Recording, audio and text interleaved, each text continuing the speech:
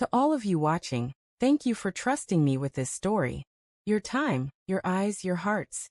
They mean everything as we step into a world of raw emotion together. She said it like it was nothing, as if the words themselves didn't carry a weight that could crush someone's chest. I remember it vividly, a quiet Tuesday evening, the faint hum of our refrigerator filling the silence. She looked at me, her fingers idly tracing the rim of her coffee mug, and said, "I like you, but I'm not in love with you." I nodded. Just like that. No outburst. No pleading. Just a slow, deliberate nod. I remember thinking that some part of me had known this day would come, though I had spent months convincing myself otherwise. There was a tightness in my chest, a pressure I couldn't name, but I smiled anyway. The kind of smile that hides everything behind a polite veneer. Days blurred into a numb haze after that. I watched her go about her routines, making breakfast, scrolling through her phone, humming to songs I didn't recognize, but my mind was elsewhere, always circling back to those words. Not in love with you. She didn't cheat, not yet, but the seed of suspicion had planted itself, and it grew quietly, invisibly, in the corners of my thoughts. I began noticing things, small, innocuous details that suddenly felt like glaring red flags.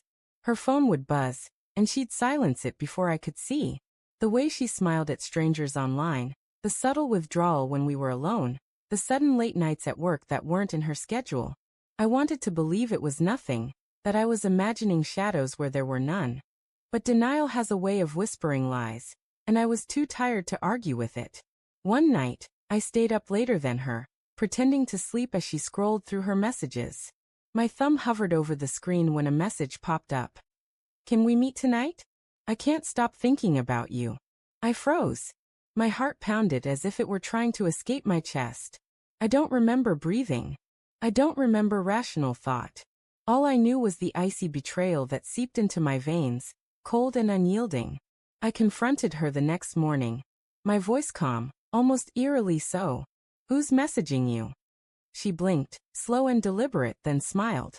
That smile, the one that used to melt me, felt like a blade. "Just an old friend. You worry too much." And I believed her. I wanted to. I clung to the memory of the woman I married. The woman who laughed at my stupid jokes, who held my hand during storms, who whispered promises I thought would last forever.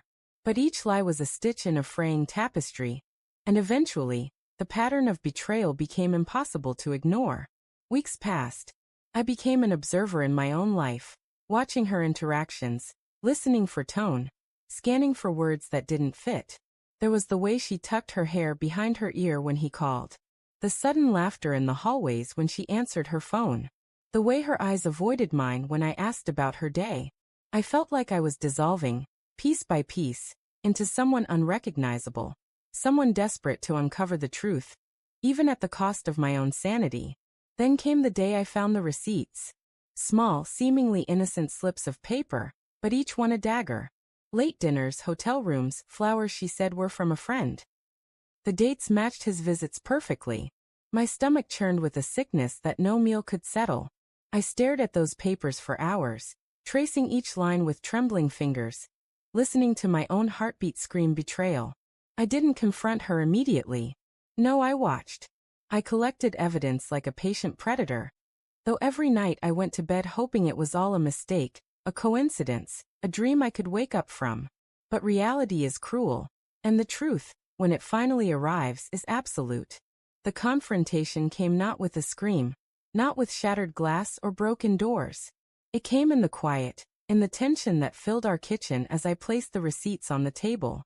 She looked at them, her eyes widening for a brief second before the mask slipped, revealing guilt and fear.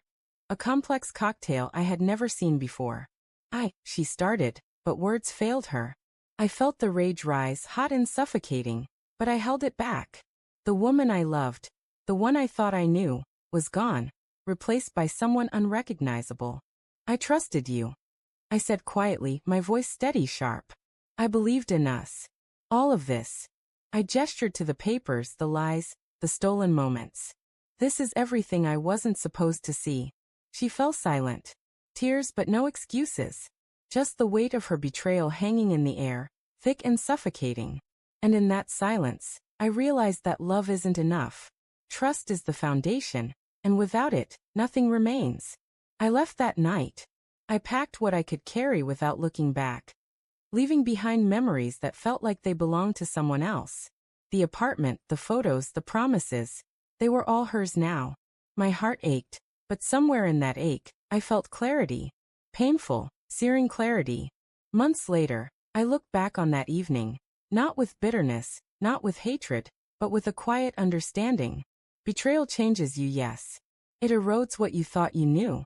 But it also teaches a truth that nothing can ever erase. The heart is resilient, the mind is sharper, and the self cannot be dismantled entirely by another's deception. Sometimes I still hear her voice, those words spoken so casually, so carelessly. I like you, but I'm not in love with you.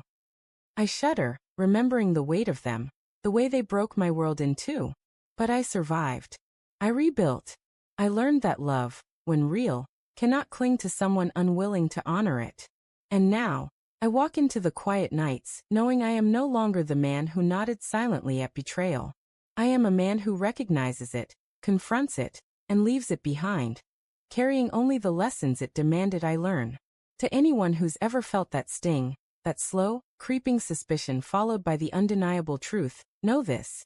Your heart will heal, your mind will strengthen, and you will emerge, scarred but unbroken. And perhaps in time you will even forgive, not for them but for yourself for surviving what felt like the end.